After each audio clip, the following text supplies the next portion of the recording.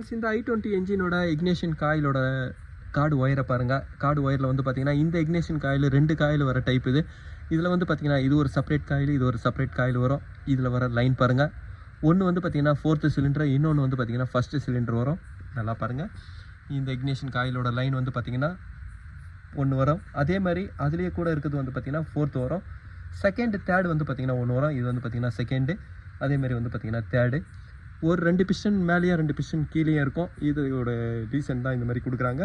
Friends, எப்போவுமே petrol இன்ஜினில் வந்து பார்த்திங்கன்னா 2 டைப் காயில் வரும். இக்னிஷன் காயில் வந்து பார்த்திங்கன்னா அந்த ப்ளக்குக்கு மேலேயே இருக்கிறது. இந்த மாதிரி ஒரு ப்ளக்குக்கு மேலேயே ஒரு காயில் இருக்கும். ஒரு சிலிண்டருக்கு செப்பரேட்டாக இக்னிஷன் காயில் இருக்கிறது வந்து பார்த்திங்கன்னா சிஓபி காயில் அப்படின்னு சொல்லுவாங்க. காயிலோட சிக்னல் வந்து ECM சிக்னலை கொடுக்கும்போது இந்த காயில் ஸ்ட்ரெயிட்டாக உங்களுக்கு அந்த சிலிண்டருக்கு ஏற்ற மாதிரி உங்களுக்கு ஃபயரிங் ஆகிறதுக்கு ஏற்ற மாதிரி ஸ்ப்ரே பண்ணும். இன்னொரு டைப் காயில் இருக்குது. இந்த காயில் தான் ரொம்ப நாளாக யூஸ் பண்ணியிருந்தாங்க. WS காயில் அப்படின்னு சொல்லுவாங்க. WSனால் வந்து பார்த்திங்கன்னா ஒரு வேஸ்ட் ஸ்பார்க் காயில் அப்படின்னு சொல்லுவாங்க. ஒரே நேரத்தில் 2 பிஸ்டன் மேலே வரும். ஒரு பிஸ்டன் வந்து பார்த்திங்கன்னா மெயின் பவர் ஸ்ட்ரோக் வரும். அந்த பவர் ஸ்ட்ரோக்குக்கு கொடுக்குற இக்னிஷன் காயிலோட ஸ்பார்க் வந்து பார்த்திங்கன்னா மெயின் ஸ்பார்க்குன்னுவாங்க. இன்னொன்று வந்து பார்த்திங்கன்னா எக்ஸாஸ்ட் ஸ்ட்ரோக்குக்கு வரும் ஒரு பிஸ்டனு.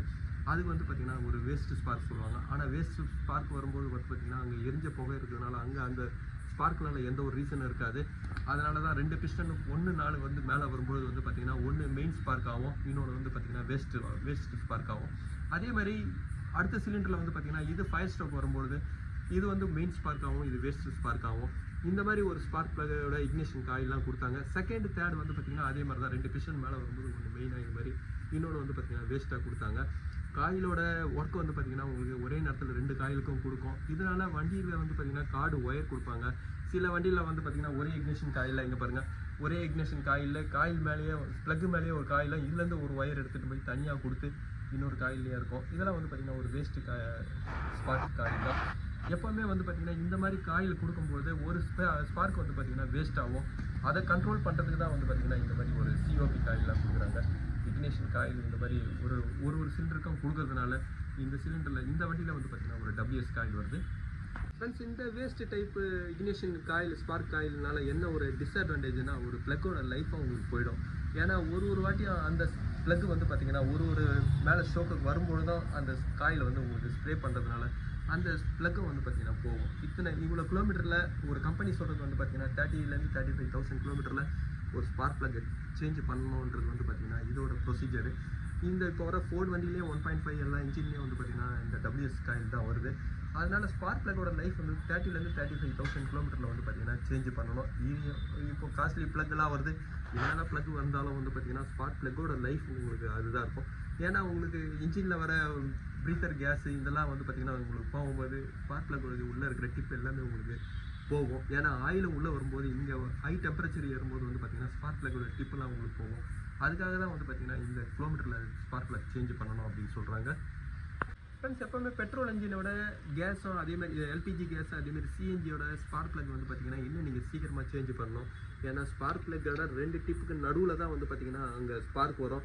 அங்கே வந்து பார்த்திங்கன்னா பெட்ரோல் லிக்விடு உங்களுக்கு அதில் ஓடும்போது வந்து பார்த்திங்கன்னா அந்த பெட்ரோலோட இதெல்லாம் வந்து உங்களுக்கு அந்த கம்ப்ரஸ் பண்ணும்போது உள்ளே இருக்கும். அந்த அணுக்கள் வழியாக வந்து பார்த்திங்கன்னா ஸ்பார்க் ஈஸியாக உங்களுக்கு பாஸ் ஆகும். ஆனால் கேஸு அதேமாதிரி CNG இந்த மாதிரி வண்டிகள்லாம் வந்து பார்த்திங்கன்னா அதோட உங்களுக்கு அந்த இடத்துல இன்னும் ப்ராப்ளம் அதிகமாகும்.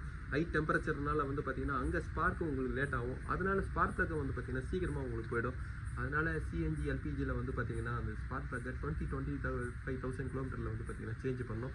அப்படி சேஞ்ச் பண்ணும்போது தான் அதோட இன்ஜினோட பர்ஃபார்மன்ஸும் வந்து பார்த்திங்கன்னா நல்லாயிருக்கும். அதேமாதிரி அந்த வேஸ்ட் ஸ்பார்க்கு கொடுக்க என்ன ஆகும்னா இக்னிஷன் காயிலும் வந்து வீக் ஆகும். இக்னிஷன் காயிலே நீங்கள் சேஞ்ச் பண்ணுற மாதிரி வரும். இக்னிஷன் காயிலே வந்து பார்த்திங்கன்னா ஒரு ஆக்சுவேட்டர் தான். ECM கொடுக்குற வேலையை ECM சொல்கிற வேலையை செய்கிறது தான் வந்து பார்த்திங்கன்னா ஆக்சுவேட்டர். சென்சார்ன்றது வந்து பார்த்திங்கன்னா ECM சிக்னல் கொடுக்குறது தான். ECMக்கு சிக்னல் கொடுக்குறது தான் வந்து பார்த்திங்கன்னா சென்சாரோட வேலை. ECM சொல்கிற வேலையை செய்கிறது தான் வந்து பார்த்திங்கன்னா ஆக்சுவேட்டர் வேலை. இக்னிஷன் காயிலும் வந்து பார்த்திங்கன்னா ஒரு ஆக்சுவேட்டர் தான். இக்னிஷன் காயிலுக்கு 12 வோல்ட் எப்போவுமே வந்துக்கினே இருக்கும்.